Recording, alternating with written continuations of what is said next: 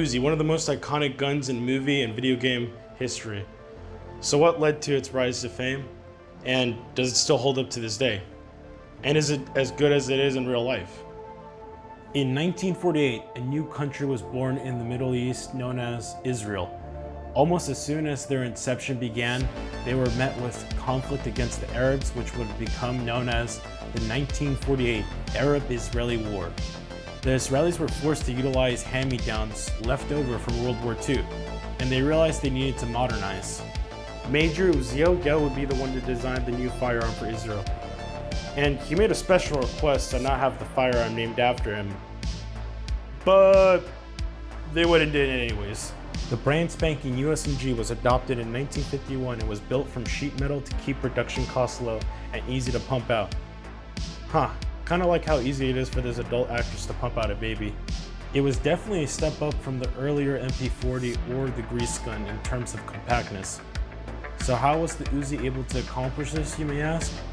Well, the Uzi has a telescoping bolt, which is essentially a bolt that wraps around and past the breech end of the barrel. Kind of reminds me of something. Anyways, this allows for a more compact action which reduces the length significantly. This was inspired by the Czech weapon known as the ZK476.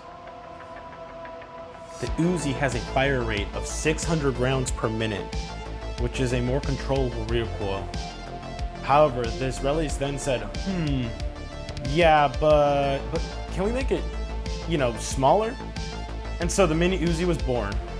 Introduced in 1980, it is 80% of the original size and fires a whopping 950 rounds per minute.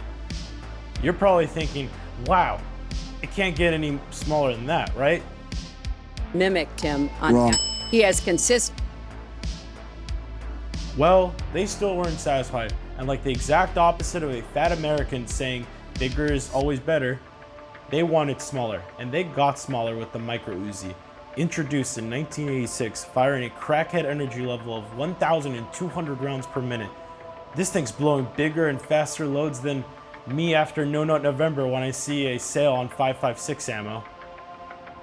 With over 10 million of these things produced, it's no surprise we see them everywhere in both entertainment and in real life.